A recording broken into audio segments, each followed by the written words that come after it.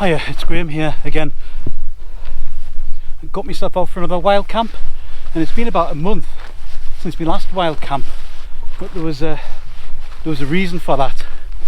On my last two outings I got pretty badly bit by midges, which is one thing, but then it developed into basically a bacterial infection in Bottigo, probably a staphylococcus that got into the open wounds, and I developed sores all over my face. Sorry about that. If you're eating your lunch, please don't unsubscribe. But I couldn't open my mouth properly or speak or eat, and what's even worse is that the bites got down into my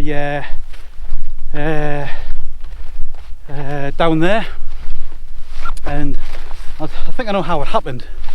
You know, I was bending down to sort my tent out, and I got a bit of a builder's bum, and the midges saw that like a target, and they were on it like a starving man on a kipper, and I got bit, you know, all around there. So I couldn't really walk either. So I self-treated for a week with Sudocrem, but actually it needed fusidic acid, hydrocortisone, and flucloxacillin. So after a week of that, I was getting a lot better, and finally I can get out and do a wild camp. So here we are.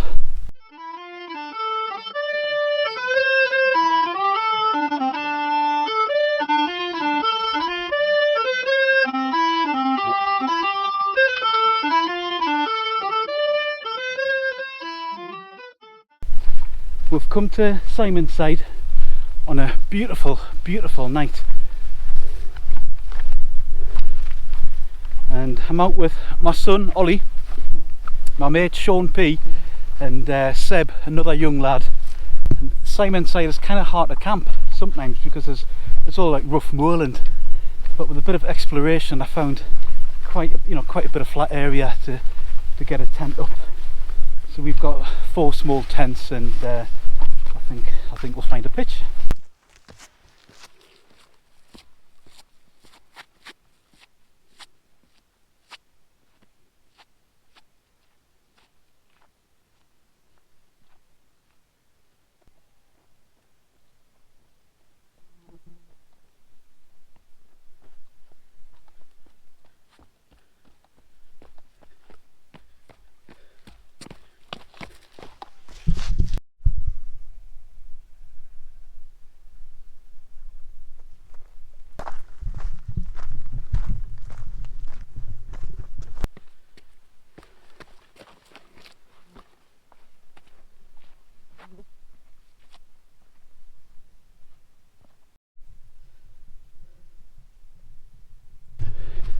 Hey Ollie, how's it going?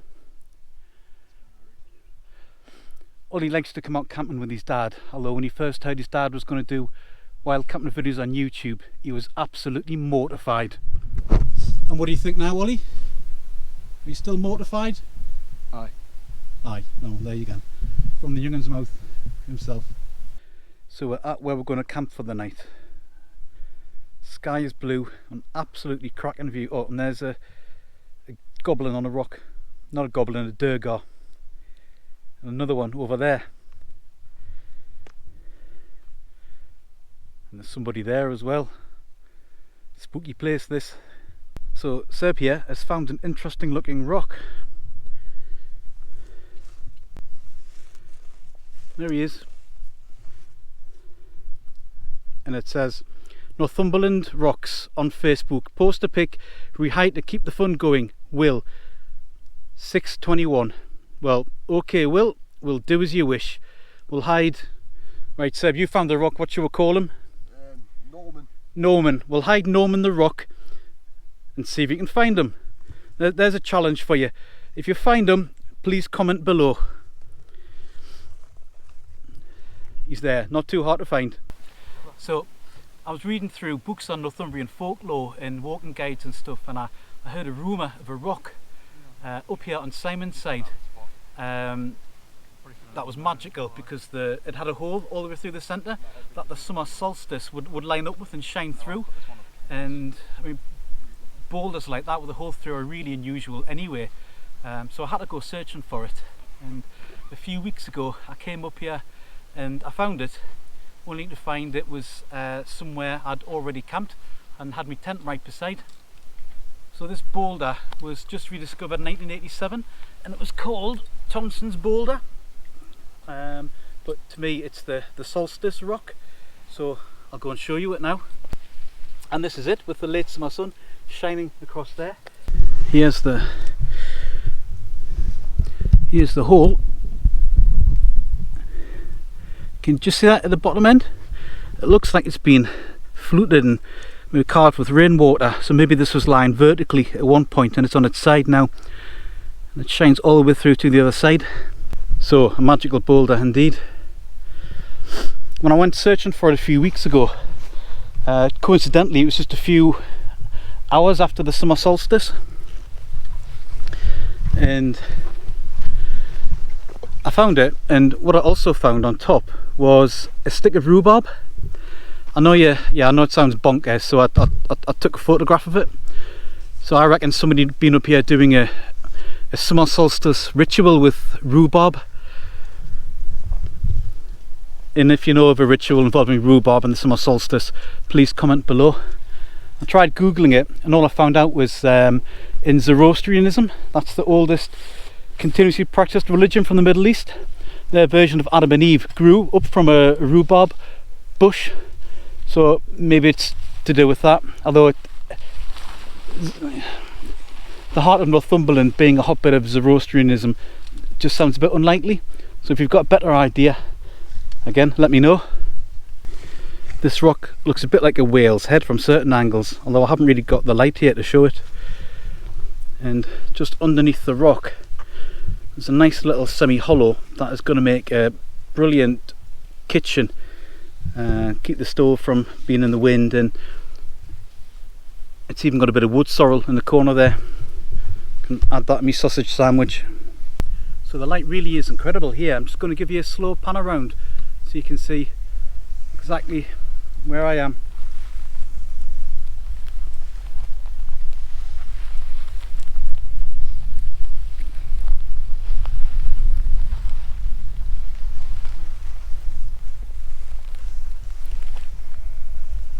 Beautiful, isn't it? Show you around it. I did do a first impressions video of it, but to be honest it was quicker than I wanted, and because I was getting hammered by mosquitoes. It was really hot in those woods, so I cut it a bit short. I think ventilation is going to be the problem tonight rather than wind or rain. So Hilleberg have kindly put these flaps in the fly around each side zips. I'm going to keep them zipped down, try and get a bit of airflow.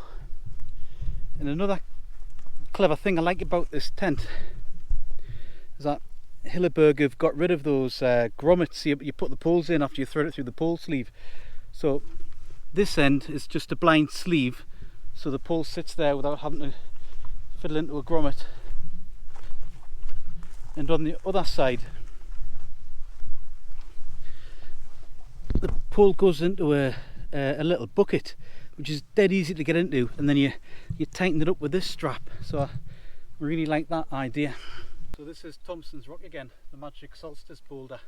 Looks pretty neat and silhouetted with the sun going down there. I think what I'll do tonight is I'll get a torch when it gets dark and shine it through, see what it looks like. And with any luck I won't summon a Durgar or a spirit or anything. So Shaun is a really nice lad. I've got a lot of time for him, but he does swear a lot, so there's probably got to be some language in the next couple of minutes. Your discretion is advised. I'll have you know, I know lots of words. I have a rather extensive vocabulary. Yes, I know you do. I just happen to prefer the word It's a good word. It's very usable. It's expressive. Yes. I'll tell you what it is. It'd be worth the money to live on one of them boozers coming with a rafty there, wouldn't it? I have no concept of where we are. Do you know what, lad? I Yeah, can't believe roughly this doing light. it. Right. You see how beautiful it is, Oliver? It's just so soft. It's very, I suppose.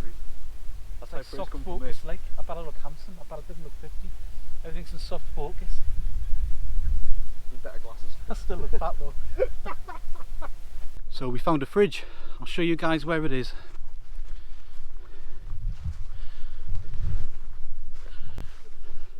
It's a handy old nook. Seb's got his beer here. It's a lot cooler in here. Keep them cool just a little bit longer.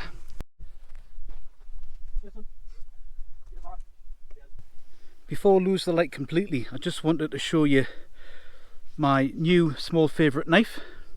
It's by Boulder. It's made of a nice Kydex sheath, and it's made of a single piece of D2 steel. So, fair bit of carbon content, should hold a decent edge. And it's a tiny elegant little thing. It feels like a scalpel, but it's quite thick. And if I'm absolutely honest, it isn't completely practical for the sort of things I use knives for. It's no use for wood preparation or battening or anything like that, or even feather sticks. But sometimes being beautiful is enough, and this is a beautiful, elegant knife. Looks like one of them, It's very cool. I like it. She was fucking insane. Hi guys, we're just being a bit quiet because I heard a dog and we heard some voices not far from where we are. So we're just being a bit stealthy, a bit quiet. I don't know the gamekeeper that works this land, but I know his wife. I work with her, and if I got rumbled up here, she'd think it was hilarious. I would never hear the end of it. So I just want to be a bit stealthy for now, a bit quiet. It's a shame Shaun P's brought his stealth tent though. I'll show you what I mean. There we go. That is Shaun Parker's high-vis stealth tent. Will never be found with that thing. That is a stealth tent. Hi guys, this is the Gordon Ramsay section you've been waiting for. And some of Lidl's finest chipolatas. Oh, I've just broke one in half. Damn. I mean, oops. Snap your sausage. I just snapped my sausage on camera. Yeah. I tried to pull it apart where it was attached, but it was better use my little knife. It's come in handy after all. Might be a doctor. I don't know. No mate, you're definitely not that. And while that's cooking, what I'm going to try, I brought this out last time, I never got a chance to eat it. It's me musky octopus from Lidl's. Musky octopus in a spicy sauce. There we go. That looks pretty good actually. Let's try a little bit. I'm going to eat it cold because that's how we roll in Northumberland. We eat cold octopus. The only time I've ever had So it there's a is degree to which these sausages are not only done, they're a little bit, you know, they're still edible. They're still edible. So let's eat them. Sausages made. They were burnt. What? They were burnt. They're not burnt, man. They're just perfect. Caramelised. Yeah, caramelised. See, if there's anything I've learned from my mother, Gordon Ramsay caramelised and would salt not and it's turn plastic. his nose up at these sausage sandwiches. Here you go, Ollie. Tell us what you think. Alright. I was going to do some pudding, but I think I'm hungry enough. Do you want any? Yeah, absolutely. Do you? Give it You've to had me. that all that octopus, man. I haven't. Well, you can make it then. In that case, no. Ollie's going to be in the huff if I don't do a bit of pudding. So I've got these microwavable sponge puddings with a bit of raspberry jam. I'm just going to boil them in the titanium pot for a few minutes. Get that nice and flat.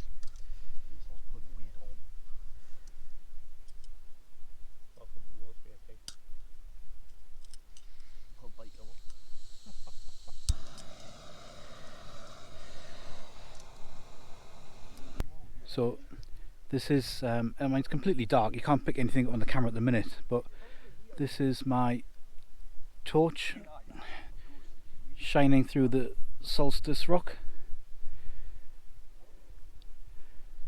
The angle the sun takes on the solstice.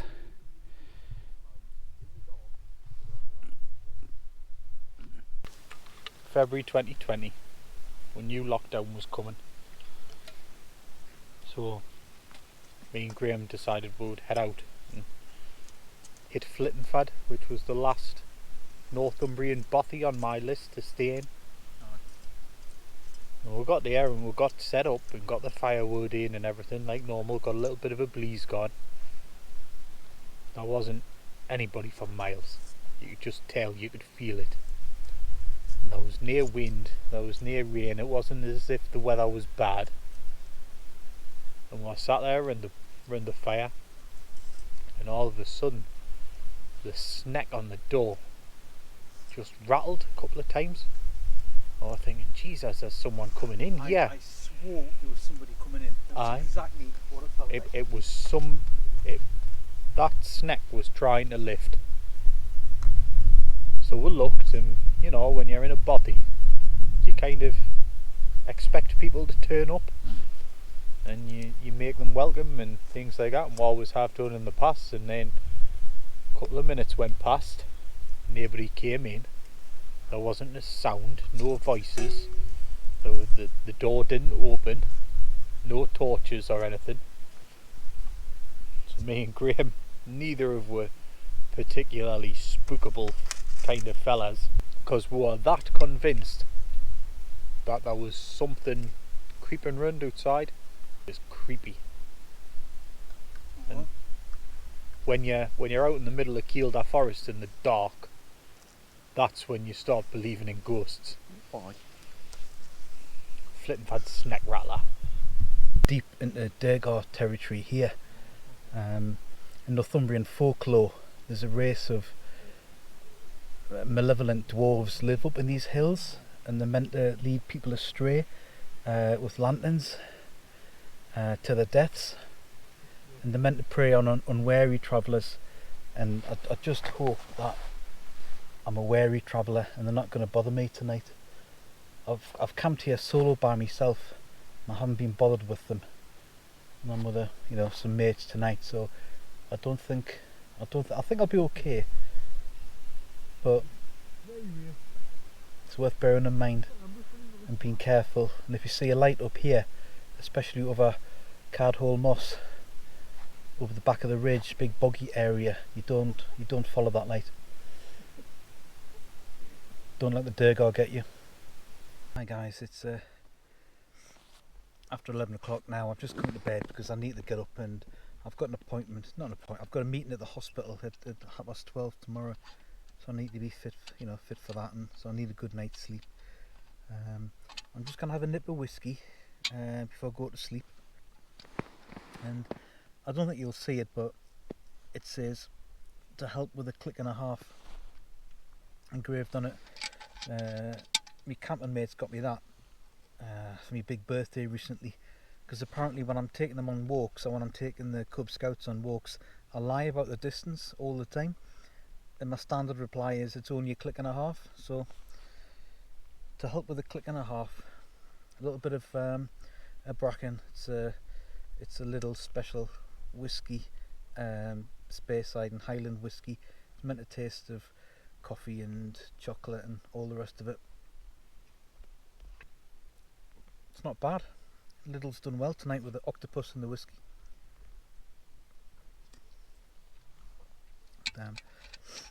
This is only a little wild camping channel. It's tiny, compared to some of them out there.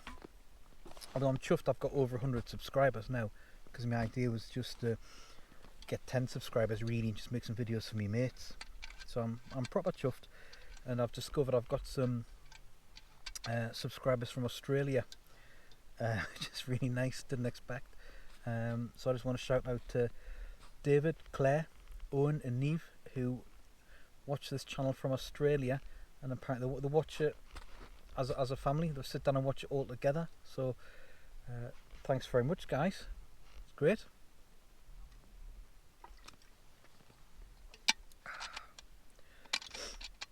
Right, good night folks, I'll catch you in the morning.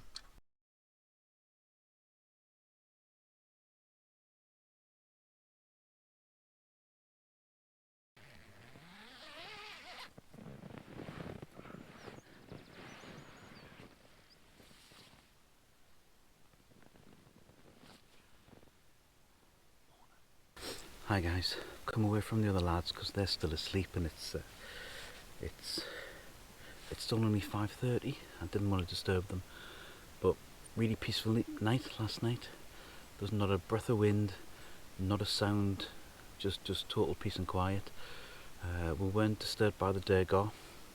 We weren't led astray in the night by lights, by lanterns carried by the Durgar. So that's good. I had some really weird dreams. Probably about 3-4 o'clock this morning. I dreamt that there were people walking around the tent with torches, shining torches in, and that a woman all dressed in black had camped just up on the ridge there, and she was creeping around the tents and stuff. It was pretty bizarre, and I'm pretty sure they were dreams. Anyway, I was saying last night that this is a tiny little channel, and it's got like more than 100 subscribers now, which, you know, I'm not daft, I know it's small fry, but I'm really chuffed that it's got over 100. And I just want to say thanks to everybody that's subscribed. I really appreciate it, every one of you, and I hope you're enjoying the videos. And if you want to subscribe and you haven't, please do. If you want to give us a thumbs up or a comment, please do. If you think this is terrible, then I guess give me a thumbs down. It's all feedback. I can learn from it. But thanks for coming along last night. We'll get the tents down. We'll get back.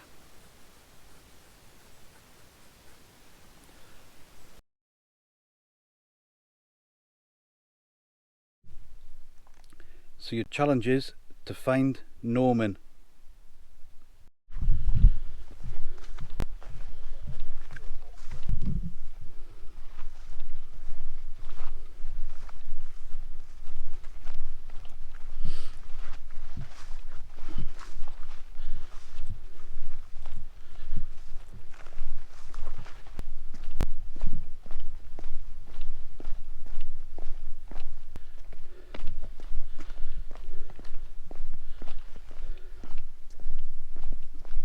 We're nearly back at the car now. I hope you can join us for a little adventure next time. Shaun, do you have any final words? Good coffee is the key to enjoyable camping. There you have it. Coffee is important.